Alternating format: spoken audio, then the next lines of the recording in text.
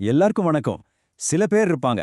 அவங்க பேரை சொன்னாலே வீரம், விசுவாசம் இதெல்லாம் தான் ஞாபகத்துக்கு வரும் இல்லையா? அப்படிப்பட்ட ஒரு பேர் தான் மலாக்கா சுல்தானகத்தோட மாவீரர் ஹங்துவா. வாங்க, அவரோட புகழ்பெற்ற கதைய இன்னைக்கு நாம பார்க்கலாம்.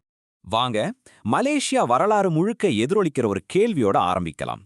மலாக்கா சுல்தானகத்தோட மாபெரும் வீரர் அவர் யார்? அந்த கேள்விக்கான பதில் வெறும் ஒரு பேர் மட்டுமல்ல, அது ஒரு பெரிய சகாப்தத்தோட ஆரம்பம். அந்த பெயர் ஹங்துவா. ஓகே, ஹங்துவான் சொல்றோமே, அப்படி என்ன ஸ்பெஷல் அவர்கிட்ட? யார் அவர் உண்மையில? வாங்க கொஞ்சம் ஆழமா பார்க்கலாம். முதல்ல ஒன்னு புரிஞ்சுக்கணும், அவர் வெறும் ஒரு ஃபைட்டர் மட்டும் கிடையாது. அவரோட காலத்துல அவர் தான் ஒரு ஐகான். சுல்தானகத்தோட தி அல்டிமேட் வாரியர்னு கூட சொல்லலாம். இப்போ இதுல ரொம்ப இன்ட்ரெஸ்டிங்கான விஷயம் என்ன தெரியுமா? அவரோட இந்த புகழ்கெல்லாம் காரணம் 4 முக்கியமான நற்பண்புகள் தான். அது என்னென்ன பாப்போம். நம்பர் 1 விஸ்வாசம். சுல்தானுக்கு அவர் காட்டின விசுவாசத்துக்கு அளவே கிடையாது. அதுல எந்த கேள்விக்கும் இடமில்ல. சுல்தான் என்ன சொல்றாரோ அதுதான் அவருக்கு வேத வாக்கு. அடுத்து அவரோட வீரம். இத பத்தி சொல்லியே ஆகணும். சிலாட்னு சொல்ற தற்காப்பு கலையில அவர் ஒரு புலி.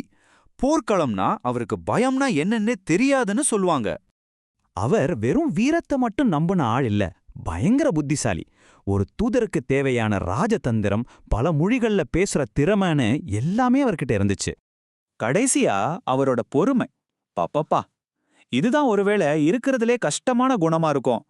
தனக்கே ஒரு அநீதி நடக்குதுனாலும் அவர் கொஞ்சம் கூட நிதானத்தை இழக்காம இருந்தாரு. இந்த குணங்கள்லாம் சும்மா பேருக்கு இல்ல, அவரோட ஒவ்வொரு செயலையும் இதுதான் வழிநடத்திச்சு. கடைசியில இந்த எல்லா குணத்தையும் ஒரே நேரத்துல சோதிக்கிற மாதிரி ஒரு முக்கியமான கட்டத்துக்கும் அவரை கூட்டிட்டு போச்சு. அவரோட திறமையால சுல்தானகத்துல பல பெரிய பெரிய பதவிகள்ல இருந்தாரு.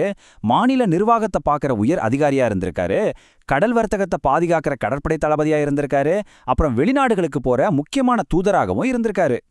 ஆனா இத்தனை பதவிகள், இத்தனை பெருமைகளை விட அவரோட கதைய மக்கள் மத்தியில நிலைநிறுத்தினது, அவரோட மனசையே உலுக்குன ஒரு பெரிய மோதல் தான். இங்கதான் அவரோட வாழ்க்கையில அந்த முக்கியமான கேள்வி வருது. நட்பா இல்ல கடமையா? ஒரு பக்கம் சுல்தானோட கட்டளைக்கு கீழ்ப்படியணும், இன்னொரு பக்கம் அவரோட உயிர் நண்பன் ஹங் ஜபாட். சுல்தான் ரொம்ப கொடுமையான ஒரு உத்தரவை போட்டாரு. ஹங்துவா தன்னோட உயிர் நண்பனான ஹங் ஜபாட்டையே எதிர்த்து சண்டை போடணும். ஹங்துவாவோட விசுவாசம் வேற வழியில்லாம அந்த கட்டளைய ஏத்துக்க வச்சது. அதனாலதான் இந்த சண்டைய வெறும் ஒரு சண்டையா பார்க்க முடியாது. இது அவரோட விசுவாசத்துக்கு வைக்கப்பட்ட ஒரு உச்சக்கட்ட சோதனை. வரலாறுல இது அப்படிதான் பதியப்பட்டிருக்கு.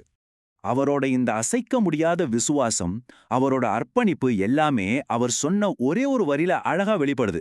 மலாய்க்காரர்கள் உலகில் ஒருபோதும் அழிய மாட்டார்கள். இதுதான் அந்த புகழ்பெற்ற வரி.